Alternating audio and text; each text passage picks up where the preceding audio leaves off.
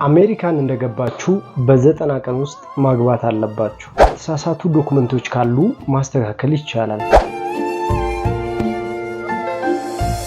ሰላም እንዴት ናችሁ? ኢትዮ ትራቭሎች ነው። ከቪዛ ኢሚግሬሽን፣ ፓስፖርት፣ ዓለም አቀፍና ሀገር ውስጥ በረራዎች ጋር በተገናኘ የተለያዩ መረጃዎችን ወደ እናንተ ይዘን መጥተናል። ሰብስክራይብ አድርጉ፣ ላይክ አድርጉ። የአሜሪካን የጋብቻ ቪዛ ምን መስፈርቶች አሉት፣ እንዲሁም አስፈላጊ ዶክመንቶችን እንዴት አድርጋችሁ እንደምታዘጋጁና እንዴት አድርጋችሁ መስፈርቶቻችሁን አሟልታችሁ ወደ አሜሪካን ኤምባሲ እንደምትገቡ የጋብቻ ቪዛ ፕሮሰሳችሁን እንደምትጀምሩ በዝርዝር እንነግራችኋለን ማለት ነው። ከናንተ የሚያስፈልገው አንድ ነገር ነው። ሰብስክራይብ አድርጉ፣ ላይክ አድርጉ፣ ሼር አድርጉ ለሌሎችም እንዲደርስ ማለት ነው። የአሜሪካን የጋብቻ ቪዛ ምን መስፈርቶች አሉት በዝርዝር እናያለን።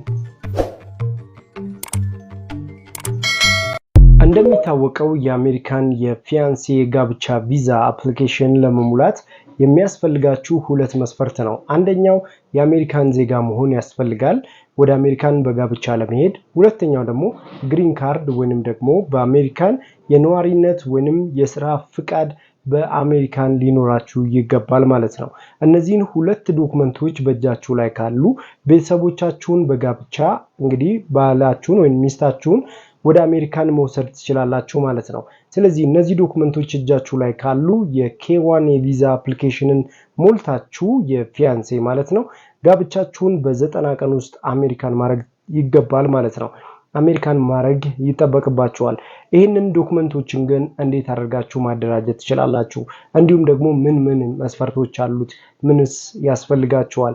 በዋነኝነት ኢትዮጵያ ውስጥም ያላችሁ ወይንም ደግሞ አሜሪካንም ያላችሁ ሰዎች እነዚህን ዶክመንቶችን አደራጅታችሁ የኬዋን የቪዛ አፕሊኬሽን የፊያንሴ ማለት ነው የቪዛ አፕሊኬሽንን መሙላት ትችላላችሁ ማለት ነው። ኢትዮጵያ ውስጥ ያላችሁ ወደ በኋላ ላይ ነግራችኋለሁ ምን እንደሚያስፈልግ። አሜሪካን ላይ ያላችሁ በ50 ስቴት ላይ ተመሳሳይ ዶክመንቶች ስለሚያስፈልጉ እነዚህን ዶክመንቶችን ማሟላት ይጠበቅባችኋል ማለት ነው። የአሜሪካን የጋብቻ ቪዛ ዶክመንቶችን እናያለን። ማሟላት ካለባችሁ ዶክመንቶች መካከል እንግዲህ በአሜሪካን የምትኖሩ ሁለት ነገሮች ሊኖራችሁ ይገባል። ከሁለቱ ቢያንስ አንደኛው ሊኖራችሁ ይገባል። የአሜሪካን ሲቲዝን መሆን ወይንም ደግሞ በአሜሪካን ግሪን ካርድ ሊኖራችሁ ይገባል። እነዚህ ሁለት ዶክመንቶች ከሁለቱ አንደኛው ዶክመንት ካላችሁ የፊያንሴ ቪዛ ማለትም የኬዋን የቪዛ አፕሊኬሽንን ተጠቅማችሁ ባለቤታችሁን ወደ አሜሪካን ማምጣት ትችላላችሁ ማለት ነው። ሌላኛው የልደት ካርድ ያስፈልጋችኋል። በአሜሪካን የምትኖሩ ከሆነ የልደት ሰርተፊኬት ያስፈልጋችኋል። ከኢትዮጵያም መውሰድ ትችላላችሁ። በወሳኝ ኩነቶች በኩል የምታገኙት ኢትዮጵያዊ መሆናችሁን የሚያረጋግጥ አውተንቲኬት የተደረገ መሆን ይጠበቅበታል። ያው ኢትዮጵያዊ ስለሆናችሁ ኢትዮጵያዊ ሰርተፊኬት የልደት ሰርተፊኬት ያስፈልጋችኋል ማለት ነው። ሌላኛው ከወንጀል ነፃ መሆናችሁን የሚያረጋግጥ ካላችሁበት ስቴት ዲፓርትመንት የማቅረብ ይጠቅሙ የሜዲካል ማስረጃ ማቅረብ ይጠበቅባችኋል። ይሄም ማለት ከአደንዛዥ ዕፅና እንዲሁም ደግሞ ከተለያዩ የጤና እክሎች ነፃ መሆናችሁን የሚያረጋግጥ ዶክመንት ማዘጋጀት ይጠበቅባችኋል በሜዲካል ጉዳይ ላይም ማለት ነው። ሌላኛው ከሚያስፈልጋችሁ ፓስፖርት ነው። ፓስፖርታችሁ ደግሞ ቢያንስ እንግዲህ አሜሪካናዊ ወይም የአሜሪካን ዜግነት ካላችሁ የአሜሪካን ፓስፖርት መያዝ ይጠበቅባችኋል። ወይም ደግሞ የኢትዮጵያ ፓስፖርት ካላችሁ ደግሞ ኢትዮጵያዊ መሆናችሁን የሚያሳዩ ዶክመንቶችን የልደት ሰርተፊኬትም ጨምሮ ያስፈልጋል። በነገራችን ላይ በአሜሪካን ፓስፖርትን ብትይዙ የልደት ሰርተፊኬት ያስፈልጋችኋል። እንዲሁም ደግሞ የአሜሪካን ፓስፖርት ብትይዙ ሁለቱም ላይ ፓስፖርታችሁ የአሜሪካንም ሆነ የኢትዮጵያ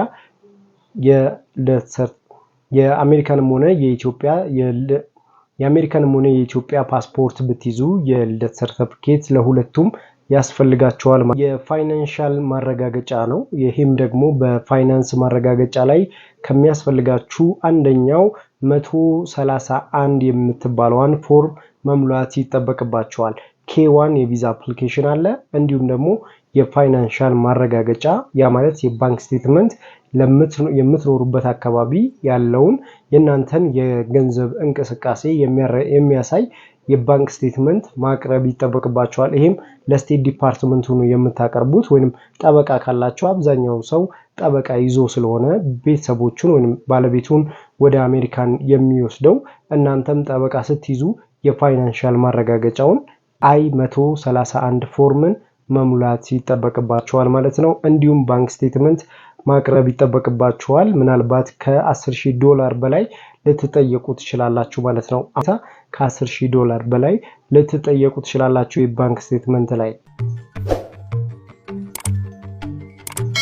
ሰፖርቲንግ ሌተር የምታስገቡት I-134 የምትባለውን ፎርም ደግሞ መሙላት ይጠበቅባችኋል። በዚህ I-134 ፎርም ላይ ሰፖርት የምታደርጉት አኮሞዴሽኑን ሸፍናችሁ ባለቤታችሁን ወደ አሜሪካን ካመጣችሁ በኋላ በ90 ቀን ውስጥ ሰርጋችሁ እንደሚፈጸም የምታሳዩበት ወይንም ደግሞ ልክ እንደ ትራቭል ፕላን የምታስገቡት ዶክመንት ነው። ጋብቻችሁ የት ስቴት እንደሚፈጸም በምን ያህል ጊዜ ውስጥ እንደሚፈጸም የት እና እነማን እንደሚገኙ የምትጠቅሱበት የናንተ ፕላን የሆነው ወይንም ደግሞ ያንን የጋብቻ ቪዛ ሰፖርት የሚያደርጉ ዶክመንቶች ናቸው።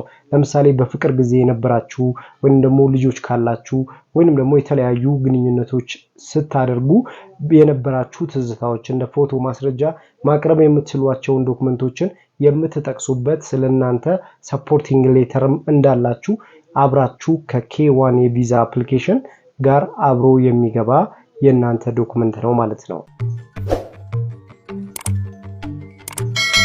እነዚህን ዶክመንቶችን አደራጅታችሁ የK1 የቪዛ አፕሊኬሽን በፊያንሴ የአሜሪካን የጋብቻ ቪዛን መጠየቅ ትችላላችሁ ማለት ነው። እዚህ ጋር በሁለት ነገሮችን ማወቅ ይጠበቅባችኋል።